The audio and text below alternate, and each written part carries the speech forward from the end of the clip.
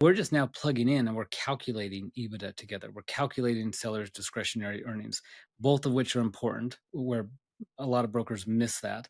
But we're going through and then we're pulling up market multiples together and we're just plugging in the math and we're calculating debt service coverage ratio together.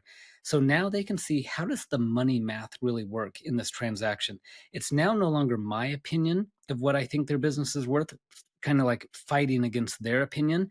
And then you know how it goes. The sellers always think their business is worth more than it is. But when they really understand the concepts behind valuations and we're just plugging in those numbers, they really can't argue, oh, you know what? Yeah, maybe my business isn't worth $10 million and I need to be a little bit more realistic on the price. And it really helps set the realist. And that's what I think a business broker's a really important role Couldn't of a agree business more. broker is setting that expectation from the seller standpoint. Because that's the thing, man. It's like, because when we meet with sellers, right, we do a lot of off market, so we're doing a lot of the education in the meetings with them, right? We've traditionally used brokers to build our thesis over the last few years. We've met a few good relationships, but all the deals that we've closed have been through referrals and through contacts, and we've had to go through an educational process with them. Valuation is always, it's going to be your biggest one, right? What is your company worth? How do you do it? How do you trade it?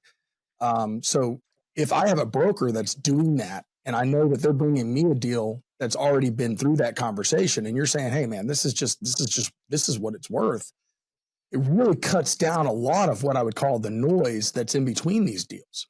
So I Yeah, would imagine that 100%. when you're working with a buyer and Trent's bringing the deal, they know, like, hey, we're going to know what it's worth, what's the value is. It's going to be justified. I don't have to sit here and spend days going back and forth with the seller, or months. Yeah, because we know if we're working directly with an off market, like where we ran into the seller, we met the seller, we know that that's a 1 year plus transaction, right? There's them getting educated, understanding, going to their buddies, realizing it's not, it's a whole thing. Versus if it comes through a broker, typically, right, that seller's already been level headed because the broker's probably not going to waste their time if the seller doesn't get there, right?